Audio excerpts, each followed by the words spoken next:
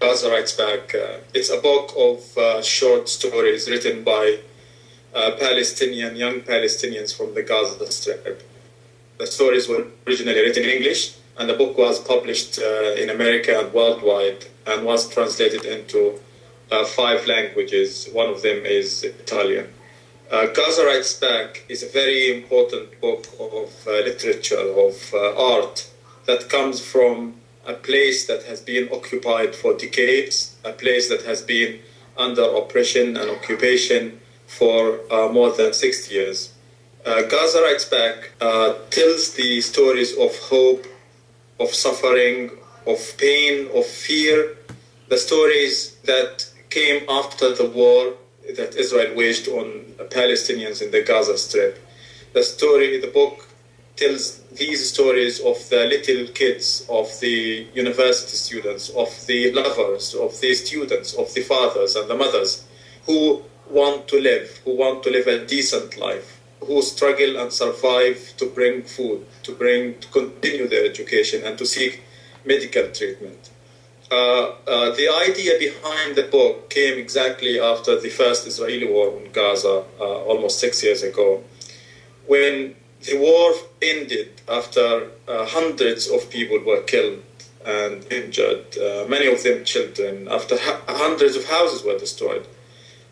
I realized that so many of my students were fed up, were frustrated, were very angry, were very sad because for weeks and weeks Israel bombarded the Palestinians, killed and destroyed with no one doing anything to stop the crimes, to end the Israeli crimes and the human rights violations. And I wanted to do something about this as a lecturer at the Islamic University. I wanted them to feel normal again, which is, it's not easy, but I wanted them to release their anger in something creative, where they can feel productive, where they can feel fruitful, where they can feel that they're doing something not only to themselves, but also to their society as Palestinians and to humanity in general. Because stories written in English reach out to people around the world. The messages of hope, the messages of struggle, the messages of resistance can reach those people. And more important probably than reading these stories and probably enjoying these stories with whatever they have, what comes after the stories. The feedback we've got from people who read the stories in Gaza Writes Back was really, really amazing, wonderful. It influenced us, it improved us in so many ways, because people were reading the stories and contacting us and telling us how the stories changed them, how the stories made them want to work harder for peace, for justice in Palestine and elsewhere in the world.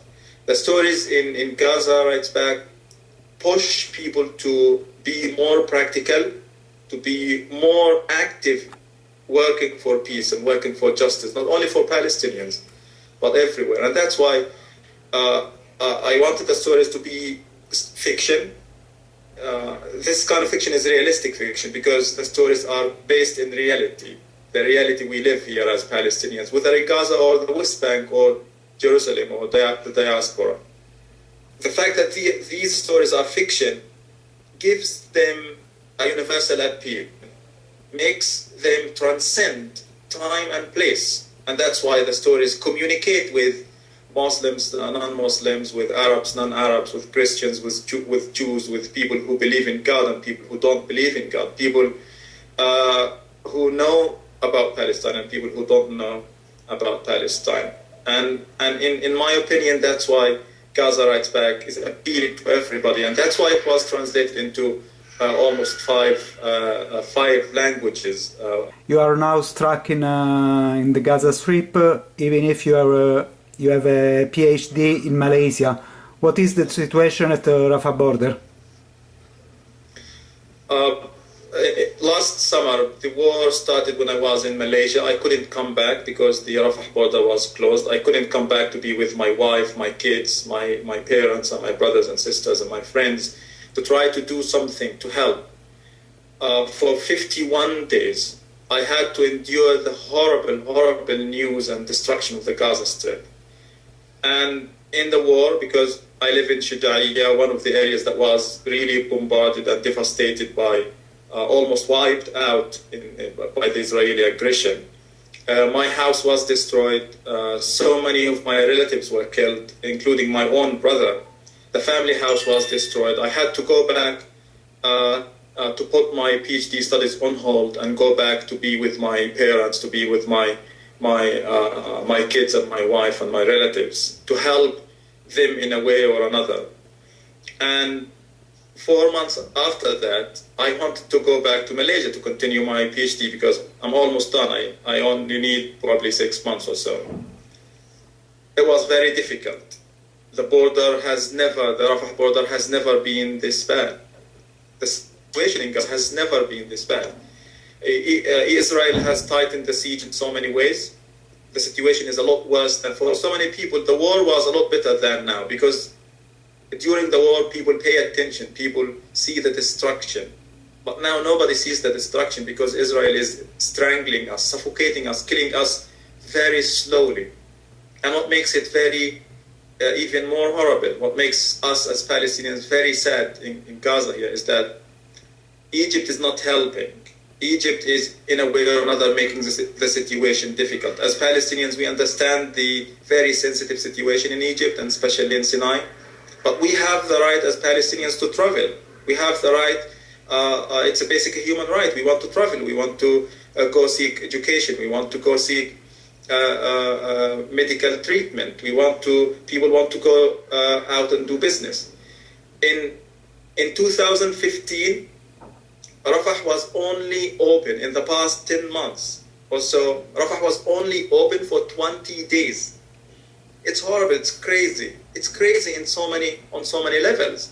When only, for example, 5,000 people managed to travel in 10 months, where these 5,000 people should be able to travel every day or every week maximum.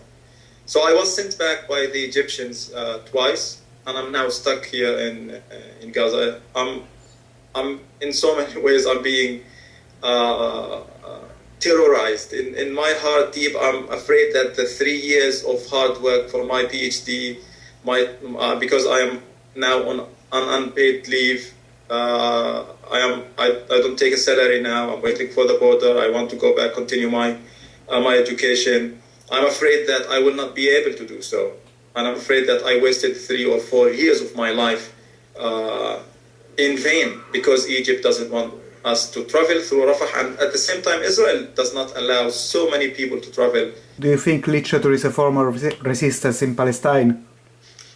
In most of what Palestinians write can go under this category,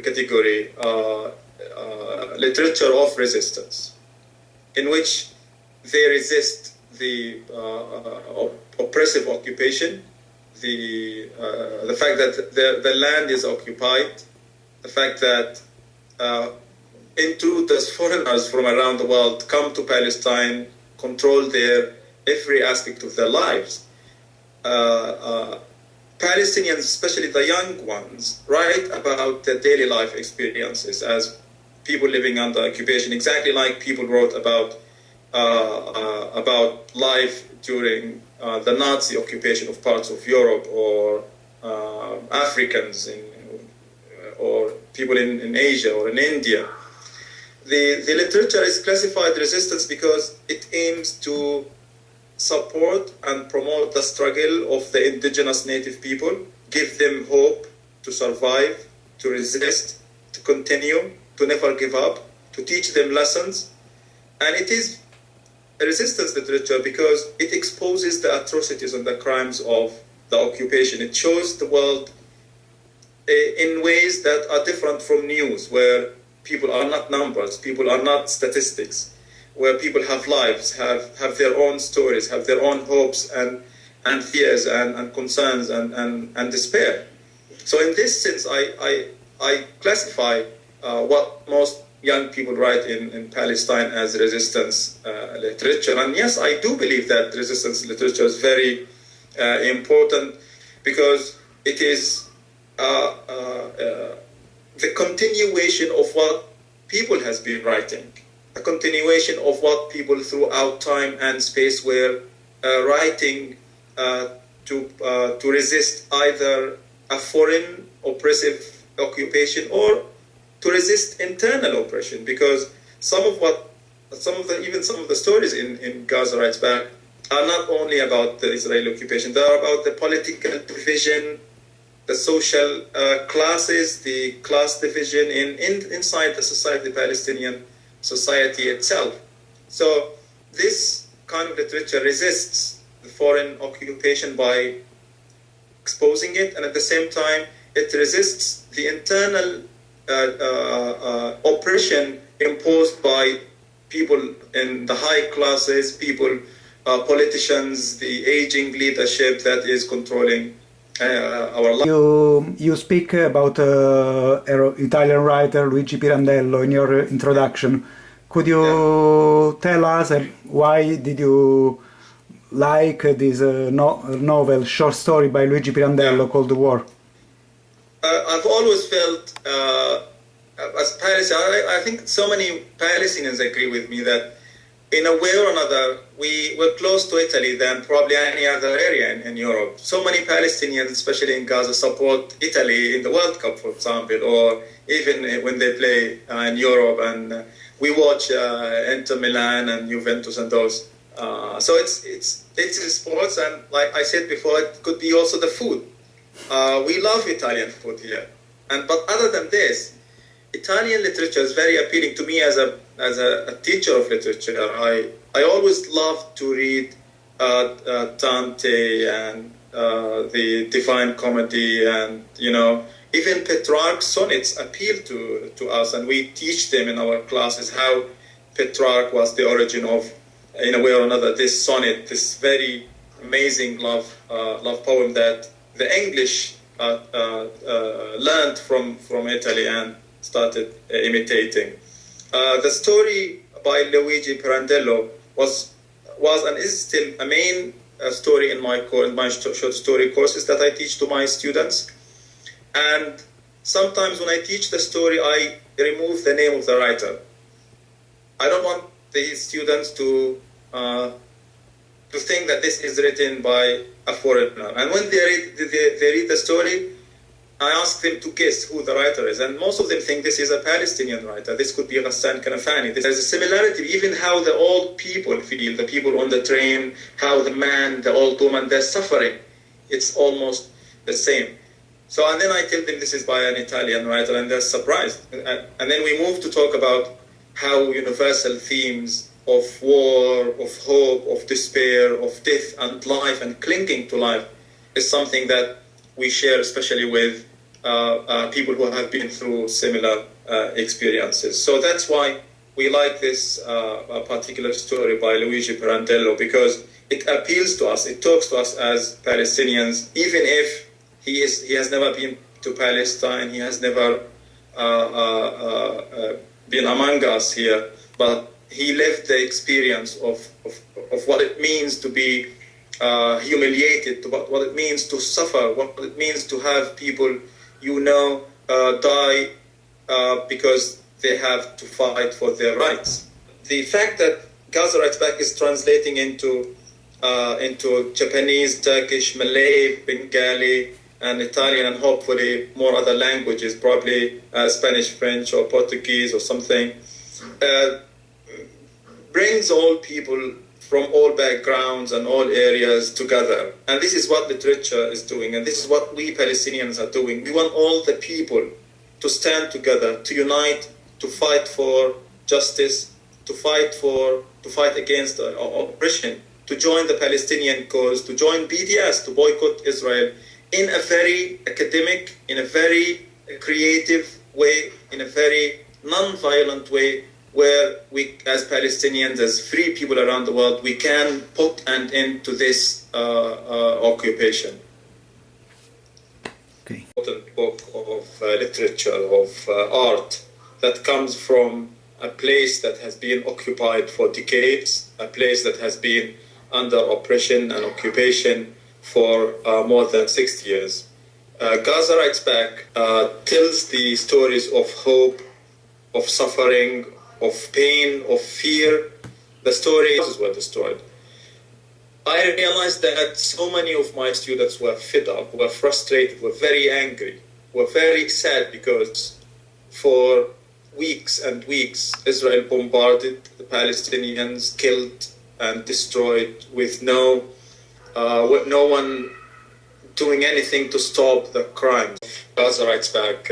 It's a book of short stories written by young Palestinians from the Gaza Strip.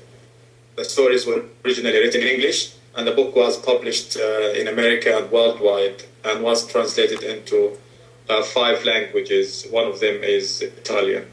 Gaza Writes Back is a very important that came after the war that Israel waged on Palestinians in the Gaza Strip. The book tells these stories of the little kids, of the university students, of the lovers, of the students, of the fathers and the mothers who want to live a decent life, who struggle and survive to bring food, to continue their education and to seek medical treatment. The idea behind the book came exactly after the first Israeli war in Gaza, almost 6 years ago, when the war ended after hundreds of people were killed and injured, many of them children, after hundreds of